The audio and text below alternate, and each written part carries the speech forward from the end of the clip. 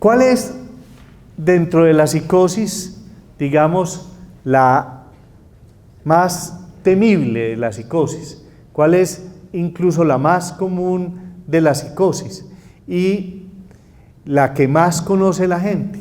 La psicosis que más conoce la gente es la llamada esquizofrenia. La esquizofrenia.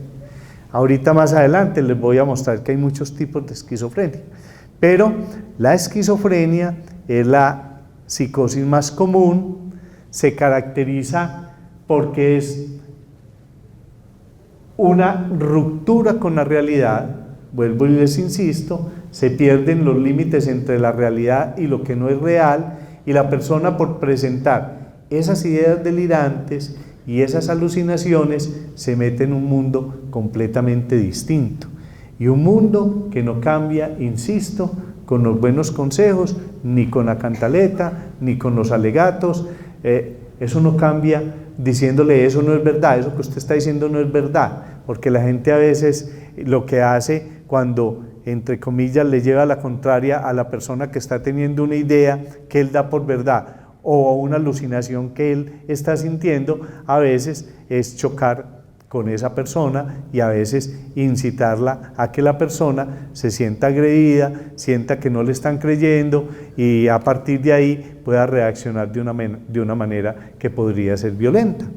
Entonces, es muy importante entender, fundamental entender, que cuando yo tengo una idea delirante y cuando yo tengo una alucinación, eso no se quita, como les estoy diciendo, ni con consejos ni con alegatos.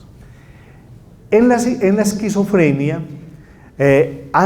ahora hay unas clasificaciones que definen ciertas cosas, pero los psiquiatras definimos que la esquizofrenia tiene como dos manifestaciones, y decimos que las manifestaciones de la esquizofrenia, unas se caracterizan por síntomas positivos, que de positivos no tienen nada, ¿sí? Nosotros las llamamos síntomas positivos, o son mal llamados síntomas positivos, porque son muy visibles, porque son como lo que a uno lo lleva muy fácilmente a hacer el diagnóstico. Cuando se presentan estos síntomas, a uno como que no le queda duda de que estamos frente a un cuadro de psicosis y muy probablemente un cuadro de esquizofrenia. Entonces, esos síntomas positivos son las alucinaciones, que en el caso de la esquizofrenia son fundamentalmente auditivas. Ya les hablé de alucinaciones auditivas, visuales, táctiles, olfatorias, etcétera, etcétera. En el caso de la esquizofrenia, las alucinaciones son fundamentalmente auditivas. Son voces que le dicen a uno cosas. Son voces que lo insultan. Uno con una voz diciéndole, vos sos un no sé qué, una no sé cuánto, una no sé qué, y así pues, y se burlan de uno, y se ríen, y se carcajean, y uno pelea con ellas, y ellas antes le siguen diciendo cosas. Son voces que le dan órdenes, y le dicen tiene que hacerlo, y la persona pelea contra las voces, pero muy rara vez logra evitar hacer lo que la voz le ordena hacer. Entonces, esas voces le pueden ordenar desde bañarse todo el día, desde caminar todo el día, desde encerrarse todo el día, hasta tirarse por un edificio, o hasta cortarse algo de su cuerpo, o a matar a alguien, ¿sí? Entonces, esas voces son bien terribles cuando son voces que dan y dan órdenes. Pueden ser voces que comentan entre ellas, hablan de uno entre ellas, y son varias voces, y comentan, y dicen, vea, ya va a ser aquello, y mire, y está pensando no de qué, y se burlan de uno, y hablan entre ellas. Entonces son desesperantes. Entonces, esas alucinaciones en la esquizofrenia fundamentalmente son auditivas. ¿Por qué? Porque mire, es muy importante saber que cuando uno tiene una persona que está presentando alucinaciones visuales, de ver cosas, el médico y el psiquiatra tienen que pensar que lo que está llevando a la persona a tener esas alucinaciones visuales no es un cuadro de psicosis, sino que es un cuadro de una posible sintomatología orgánica neurológica. Entonces, cuando una persona está teniendo visiones, o sea, alucinaciones visuales, tenemos que descartar que no vaya a tener un problema de algo cerebral, que no vaya a estar intoxicado con una sustancia, una droga o con un medicamento, o que esté en un cuadro de un trastorno inducido por una crisis de neurosis, de lo que antes se llamaban neurosis, o sea que esté presentando es algo así como una conversión, pero también puede ser una epilepsia, etcétera, etcétera. O sea, las alucinaciones visuales lo tienen que llevar a uno a pensar que hay algo orgánico, o que no es una psicosis, sino un trastorno psicológico distinto.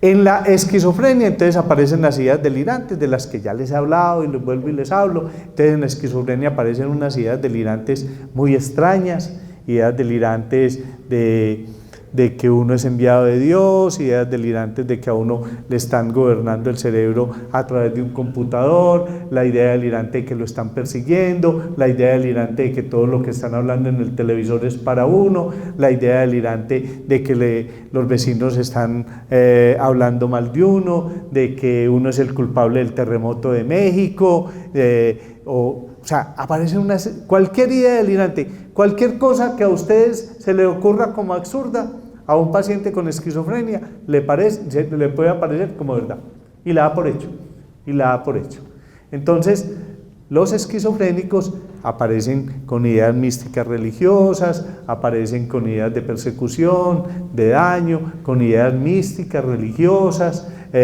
pueden sentirse enviados de Dios, pueden sentir que están poseídos por un demonio, que ese demonio es el que les habla, que ese demonio es el que les hace hacer cosas. O sea, esa idea delirante se va asociando con la alucinación. Entonces ustedes se imaginan, yo pienso que yo tengo un poder, y además hay una voz que me dice, sí, usted tiene el poder, vea, vaya y imponga las manos, vea, usted tiene un poder, y usted es el dueño de todo Medellín, ¿sí? Y entonces uno sale a actuar como si fuera el dueño de todo Medellín, porque además la voz le dice que sí, que uno es el dueño de todo Medellín. Bueno, pueden aparecer una serie de comportamientos y de lenguajes desorganizados. Los esquizofrénicos a veces le hablan a uno de unas cosas que uno no entiende, un lenguaje completamente desorganizado, lo que nosotros llamamos unas cosas completamente ilógicas, que uno no las entiende, pasan de una palabra a otra, pueden tener lo que nosotros los psiquiatras llamamos neologismos, o sea que construyen una serie de palabras que son la mezcla como de muchas cosas que para ellos tienen un significado muy importante y que uno no los entiende, o sea es un lenguaje completamente desorganizado, que es ilógico e incoherente, a veces uno no lo entiende, uno se sienta a hablar a veces con una persona que tiene un trastorno esquizofrénico y la persona le habla de una pila de cosas con unos términos todos rebuscados que no encajan uno con otro y que a veces los mezcla y que los alterna y entonces produce una serie de palabras que nadie conoce pero que para él tienen un significado muy importante. Su afecto no es un afecto cargado de emociones. Entonces le hablan a uno de las cosas con el mismo tono de la voz, con la misma característica. Ustedes han visto los emoticones, ¿no es cierto? Que si uno está alegre, entonces le ponen la sonrisa, si uno está triste, se la ponen de esta manera, le abren los ojos si está asustado, si está preocupado, le ponen no sé qué. Ustedes han visto muy bien los emoticones. El esquizofrénico no representa ningún emoticón, su cara es completamente plana. Su tono de voz es completamente plano. Entonces le puede decir a uno que es el enviado de Dios y a la vez decirle que está poseído por un demonio con el mismo tono de la voz y con el mismo expresión en su rostro. Su rostro es completamente plano. No hay un compromiso emocional con lo que está diciendo. Uno dice, ¿cómo hay que ganó la lotería y uno no lo ve muerto de la risa?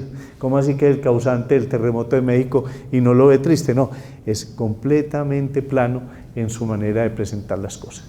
Y en algunos tipos de esquizofrenia hay unos comportamientos que tienen que ver también con los movimientos que son completamente desorganizados, como sin sentido, o que se pueden quedar en una posición como de estatuas de cera, incluso en unas posiciones completamente, digamos, muy difíciles de mantener, que nosotros llamamos posiciones eruleas, porque son como estatuas de cera. Muy bien.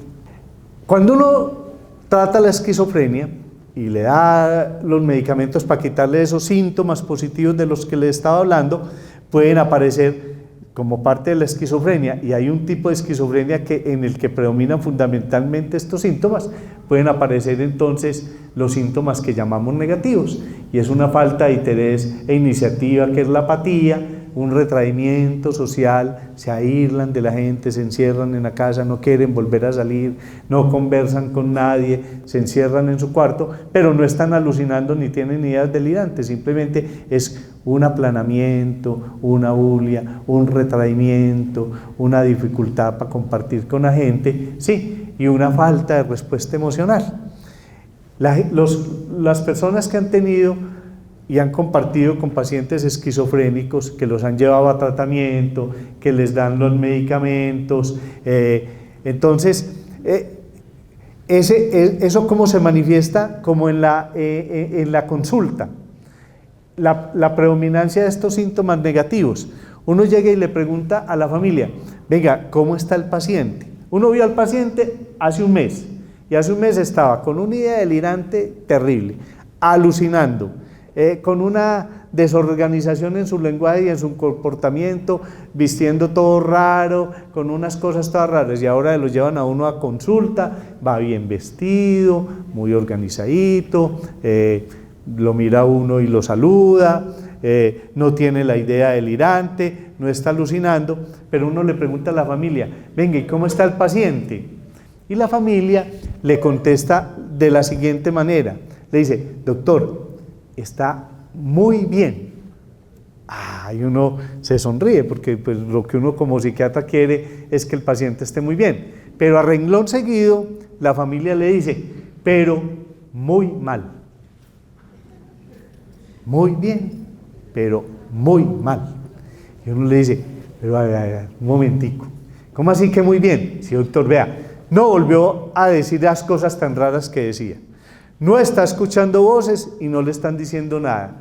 Esas posiciones que asumía, esa ropa que se ponía, todas esas cosas que manifestaba, eso de que lo estábamos envenenando, que en la comida le estábamos echando veneno, eso de que en la casa teníamos cámaras para vigilarlo y por eso se bañaba con ropa, porque él nos iba a dejar ver, sí, todo eso se le quitó. Pero doctor, vea, no habla con nadie, no volvió a trabajar, no quiere salir de la casa, no comparte con nadie, es como un ente, ahí, se levanta, desayuna, se acuesta, ve televisión, a veces ni ve televisión, ni se asoma por la ventana, está encerrado en el cuarto. Entonces, muy bien, porque le quitó todo eso, pero muy mal, porque es que no está haciendo nada, está completamente apático, está completamente alejado, no volvió a trabajar, no volvió a estudiar, no. Entonces, ¿sí ven?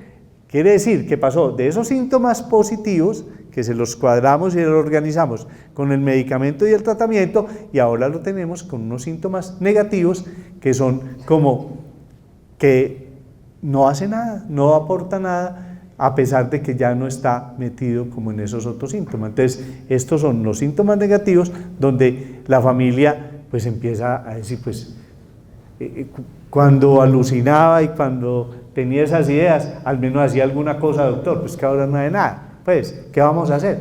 Son los síntomas negativos. Muy bien.